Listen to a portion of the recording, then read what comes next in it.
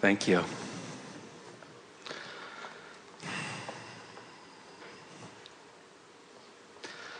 You've answered so many of my questions already, and I just wanted to piggyback on the last thing you said, really, which was about going to sleep and how much rest we get in that period. And one of the... You really don't need sleep.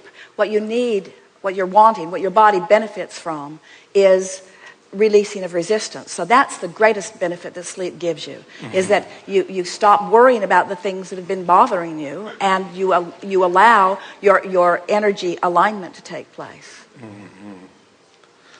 I have a lot of practices that I do to try to stay in the vortex, as you call it. And I notice that for me, one of the most challenging parts of the day is I wake up in a feels like a very small place.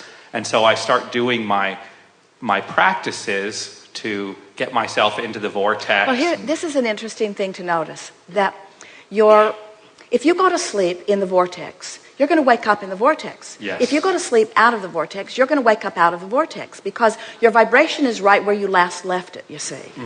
So a very nice thing to do is to soothe yourself, bask yourself to sleep. Lie in your bed and just appreciate it. Just appreciate the fabric, appreciate the pillow, appreciate the well-being, appreciate. But what you want to do is appreciate anything that doesn't take you into that. In other words, if you've got a concern about your body, appreciating your body is at that moment might not be the best plan. If you're wanting a relationship and it isn't working out, then envisioning a relationship isn't the best plan. You want to do what's easy alignment. So Esther focuses on her pillow. She bought a new pillow and she just couldn't stop talking about it. She talked about her pillow as if there were 100 reasons to love her pillow. Jerry would say, "Good night, honey, I love you," and she would say, "I love my pillow." She just really got herself focused upon this, the way the pillow felt, the way it held her head, the way it smelled, the way she felt when she awakened in the morning. In other words, just focusing upon the positive aspects of a pillow put her in the vortex. We're not kidding you. And if you go to sleep in the vortex, you will wake up in the vortex. Certainly, in the scope of human events, there are many more things to think about that are more important than your pillow. No, not really. Anything that puts you into the vortex is important, you see. And so here's the pattern that we would encourage. So bask yourself to sleep. And when you awaken, lie there for just a moment and see if you can reclaim that feeling of basking. And then you can go right into a list of positive aspects. In other words, before your feet even hit the floor, you can tune yourself to inside the vortex. And then everything in your day will be better. Everything in your day will be better. I love my feather pillow too. It holds my neck just right. And I have a practice of really grounding myself before I go to bed. But somehow it's not showing up the way you're saying. I still wake up often and it feels like I'm in this other land. And it's like a one-way mirror. You can only see down, you can't see up. It's a progressive thing. You see, these are the things that you want to be aware of. And so let's just ask you some questions here. Okay. Do you accept that you are...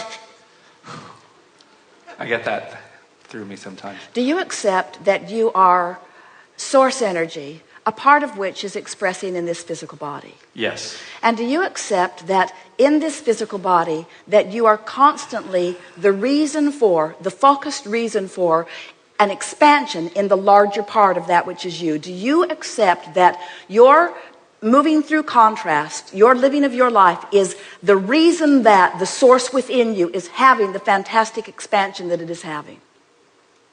I'm not sure. I got a little lost in there. Well, we'll start again, because these questions will, and we're not trying to put words in your mouth. We're just wanting to activate within you something that from broader perspective you know. So do you accept that you were non-physical before you were physical? Yes. Do you accept that even while you are here in this physical body, that there's a non-physical part of you that is currently present and active at the same time? Yes.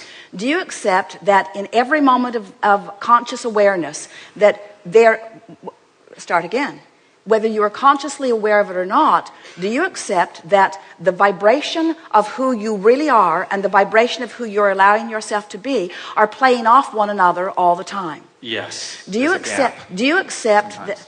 do you accept that the source within you is holding the highest frequency of what you have expanded to?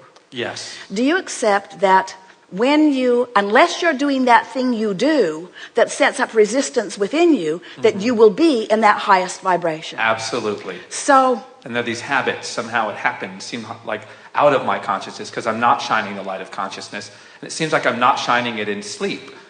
And so I guess I'm concerned about all that time I'm waking up with all this weird stuff. Well, but it's all about what you're doing right before you go to sleep. In other words, it doesn't matter how long you sleep. If you're worried about something and you activate some resistance within you and you sleep for 4 days, when you wake up, that resistance is still going to be within you. Because the vibration is where you last left it consciously. You have to move the conscious vibration, you see. That's why, as we talk about coming into the vortex and milking it, and coming into the vortex and milking it, so that it's just your propensity for that vibration. Yes. Let's start at another place, because we can feel that we've activated some confusion around the room, and we want to be very clear about this. You're going to like this when you discover it. So,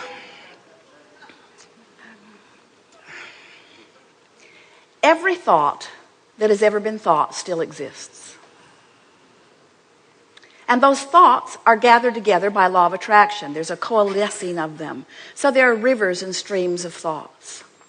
So what you're really wanting to do is to figure out how to tune to the highest frequency of who you are. And your emotions hold the key to that. So if you can accept that all of that expansion has taken place and that the larger part of you stands being, knowing, being who you are, and you are not beating the drum of something that's bothering you, in the absence of that resistance, this powerful law of attraction vortex will take you right to who you are. And as you're being called to it, you feel the passion of it. In other words, the moving in the direction of who you are is what exhilaration is. It's what passion is. It's what frisky is. It's what that robust feeling is. The feeling of coming into alignment. Now, you're not ever going to get it done, because life's going to, no matter where you stand, there's still going to be contrast. Even inside the vortex, there is variety that is causing you to ask for more. Yes. So you're always going to be asking for more, and you're always going to have already become more. So your work is always the same, to allow yourself to be all that you have become. And anytime you're not allowing it, you're going to know it by the negative emotion that you're feeling. So if you just do your best to feel as good as you can, as much as you can, and especially right before you go to sleep, what you'll begin to notice is that you'll have more obvious in the vortex moments. And when you are aware that you're feeling good, that's when you want to stop and practice the vibration of it. Now, here's what all of that was leading up to. Our friend earlier, in fact, it's come up several times as we've been chewing together here already today, talking about the lives that you're born into, or the environment that surrounds you, or what you're witnessing even when you're children. In other words, what is it that sets your patterns of thought into motion? And we say, for most people, it's what they are observing. What you're observing is what causes you to begin to offer your vibration. So if you see something that's lovely, you offer a vibration that matches it. If you see something that's awful, you offer a vibration that matches it. And so a lot of where people are by the time that we begin to visit with them has to do with what their environment has been like and what they've been observing, because Yes. they're vibrationally responding to what they've been observing. So injustices or unfairnesses or sicknesses or poverty or abundance or wellness, people are... they allow what they're observing to train their vibration. But that's because when they were first born, the people around them said, look at me and please me. Now, they were born with emotion that was saying otherwise. They were born with emotion that said, this love really feels good, and this hate really feels bad, and this confidence really feels good, and this uncertainty really feels bad. But a lot of people still were sort of swept away by what they were observing. The details of their life caused them to establish the patterns of thought. So as we visit with someone like you, you have all kinds of patterns of thought. Some of them are serving you well, and some of them are not serving you very well. But the thing that we really want you to hear from us is that law of attraction is going to deliver to you the thought that matches where you are. In other words, where you are is where you are. Where you are is where you are. If you're having an unpleasant conversation with someone, it's likely that you're going to have another one and another one and another one. It's likely that you're going to stew on it. It's likely that you're going to turn on television and see something similar to it. It's likely that you're going to check your email and there's going to be something else there, because law of attraction is going to keep mimicking and reflecting back to you how you feel. So how does someone move themselves into a better feeling vibration? How do you make the adjustment? How do you find something? How do you move? Because law of attraction is not helping you out. Law of attraction says, oh, you don't like that, then you won't like this either. And oh, you don't like that, then you won't like this either. And oh, you don't like that, then you won't like this either. And so, how do you break that? How do you break that cycle? Shift focus. But how do you shift your focus when law of attraction is dishing out the ideas? When law of attraction is dishing out the next. In other words, you can be focused on something in the moment that is unpleasant. Before you know it, you're remembering that bad thing that happened and that bad thing that happened, and now you're standing in line in the post office, which was bad enough, and then somebody else is talking to you about the thing that happened to them, and it's just a spiral that keeps going. So now we're building up to something, because we want you to follow this track. So trying to change the thought is not going about it the easy way, because the thought that you're most likely to think is going to pretty much match the thought you've been thinking. It's like a war. In the same way, it's not like a war. It's like law of attraction saying here's more, here's more, here's more, here's more. It's a war in the sense that it's not who you really are, and you don't want to feel bad. So yeah, I just meant if I try to talk against that thing, I stopped that years ago, because it feels like... That's what we were demonstrating with those cards. All it does is cause you to dig in more. So you're all there before we're even getting there. So what is the logical way to break that evil spell? Stop thought. Stop thought. Take a walk. Go for a run. Listen to some music. Meditate if you can. In other words, what you want to do is slow the thought down. Now, what we said earlier is, if you're specifically negative, get more general negative, and then get more general negative, and then get more general positive. But it's much easier. Friends, it is much easier. It is so much easier to just catch yourself having accidentally stumbled into the vortex, and then just stay there a little longer until the these are the key words: to allow the source within you to tune you to the frequency that is really who you are. Because that's what's going to happen. The negative stuff tuned you.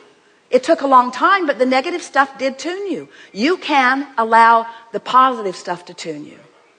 And it will. It is all day, every day. If you could stand in your vortex where we are and see what we see, you would understand that you have the resources that creates worlds wrapped around you all the time.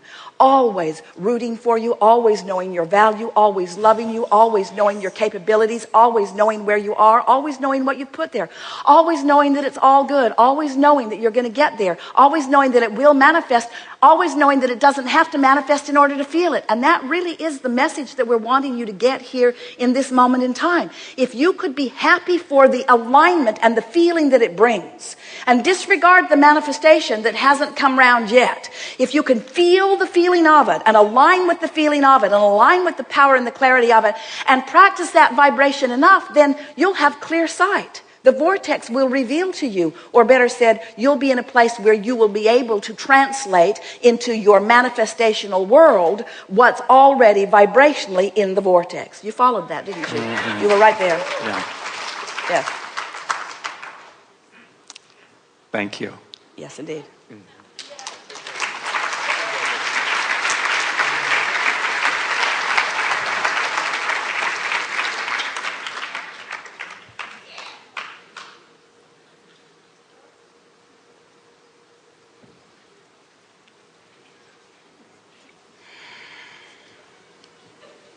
So what is the vortex?